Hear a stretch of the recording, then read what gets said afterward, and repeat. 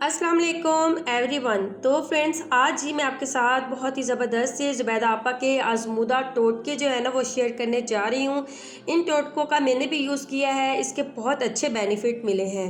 तो फ्रेंड्स, आज की वीडियो को लास्ट तक ज़रूर देखिएगा। इंशाल्लाह ताला इस वीडियो से आपको बहुत ही अच्छे बेनिफिट मिलेंगे।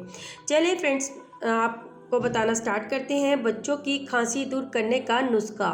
एक बर्तन में 1 कप सरसों का तेल, 4 जवे लहसुन के छिलके समेत थोड़ी सी हल्दी और कुछ दाने अजवाइन के शामिल करके इसे इतना पकाएं कि लहसुन काले हो जाएं। फिर इसे छान कर ठंडा कर लें। रोज़ाना रात को बच्चे के सीने पसलियों पर लगाकर मालिश करें। मालिश करने के बाद बुनियान पहना दें। एक बात का लाजमी ख्याल रखें कि तेल लगाने के बाद बच्चे को सीधा एसी या पंखे के नीचे मत सुलाएं। इसके अलावा रोज़ाना रात में बच्चे के तलवे पर विक्स लगाने से भी आराम आएगा और खांसी भी ठीक होने में मदद मिलेगी।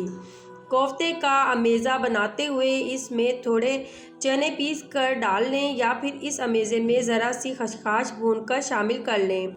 फिर हथेली पर हल्का सा तेल लगाकर कोफ्ते बनाएं और ट्रे में रख दी जाएं। कोफ्ते बनाने और सालन में शामिल करने से पहले इन्हें ठंडा ज़रूर कर लें।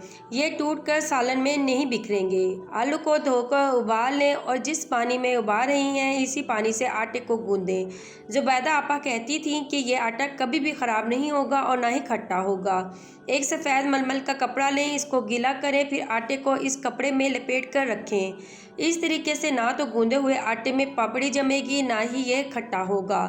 आजकल गूंदा हुआ आटा खुश्क हो जाता है, इसमें पेड़ी जम जाती है, जिसके बायस अक्सर ख़वातीन को रोटी बनाने में दुश्वारी पेश आती है और रोटी भी सही नहीं बनती और ना ही ऐसे आटे की रोटी को कोई खाना पसंद करता है। लेकिन बताए गए इस तरीके से आटा खुश्क नहीं होगा और ना ही इसमें पेड़ी जमेगी, जो कि सर्दियों में अक्सर जम जाती है। आटा गूंदते वक्त इसमें थोड़ा सा तेल शामिल कर दें। आटा नीम गर्म पानी से गूंदें ताकि ये नरम रहे और खुश्क होने के अमकानात कम हो जाएं। गूंदा हुआ आटा खुश्क होने से बचाने के लिए हमेशा नीम कपड़े से ढक कर रखें। इस तरीके से गूंदा हुआ आटा खुश्क नहीं होगा, ना ही इसमें पेड़ी जमेगी और रोटी या पराठा भी नरम और मज़ेदार बनेगा। आंखों के आगे इस तरह के काले हल्के पड़ गए हैं तो जानिए ज़ुबैदा आपा का बताया हुआ आसान तरीका, जिससे काले हल्के जल्द ही ख़त्म और चेहरा चमके। आंखों के स्याह हल्के छुपाने के लिए ख़वातीन बहुत ज़्यादा परेशान नज़र आती हैं और इस परेशानी के आलम में इनके हल्के मज़ीद बढ़ जाते हैं और फिर ढेर सारा मेकअप करके छुपाना पड़ता है, जिससे चेहरे पर भी बुरा असर पड़ता है। आज हम आपको ज़ुबैदा आपा के कारआमद टोटके बताने जा रहे हैं, जिनके इस्तेमाल से घर बैठे आपके भी काले हल्के ख़त्म हो जाएंगे। उबले हुए चुकंदर खाएं, चाहे इसको सालन के साथ खाएं या सलाद के साथ, क्योंकि चुकंदर में रंग साफ करने वाला मादा शामिल होता है।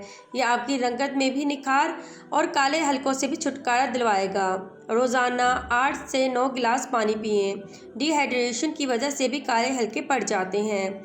एक आलू को उबाल लें, इसको छील कर कुचला कर लें और इसको बर्फ़ के क्यूब्स में 5 मिनट के लिए डालकर छोड़ दें। फिर इस आलू के कुचले को चेहरे पर लेप करके 15 मिनट छोड़ दें। इसके बाद बर्फ़ के ठंडे पानी से चेहरे को धो लें। यूँ हल्के भी ख़त्म हो जाएंगे। बाएं हाथ की चौथी उंगली पर जैतून का तेल लगाकर इसको रात सोने से कबल आंखों के गिर्द लगाएं। ये तमाम टिप्स आप भी इस्तेमाल करें और बहुत जल्द फ़ायदा उठाएं। फ्रूट चाट को बनाते वक्त जब सारे फल काट लें और इन्हें एक प्याले में जमा करें तो साथ ही इसमें नींबू, थोड़ा सा नमक और 2 चम्मच दूध डालकर मिक्स कर दें। इस तरह फ्रूट चाट काली नहीं होगी और अगर आप किसी फल का रस भी इसमें शामिल कर दें तो ये जायका भी अच्छा हो जाएगा और काली भी नहीं होगी। दही में आप पाउडर वाला दूध दही की मिकदार के 1/4 हिस्से के बराबर डालकर अच्छी तरह मिक्स करके रख दें। इस तरीके से आपकी दही खट्टी नहीं होगी, क्योंकि सूखे दूध में स्क्रोल्स और लिक्टोज शामिल होते हैं, जिसकी वजह से खट्टापन जल्दी नहीं आता। दही जमाने के बाद इसमें 1 चम्मच बेकिंग सोडा डाल दें। दही कभी खट्टी नहीं होगी। अगर बाज़ार से दही लाएं तो इसमें बेकिंग सोडा डालकर छोड़ दें, ये कभी ख़राब नहीं होगी।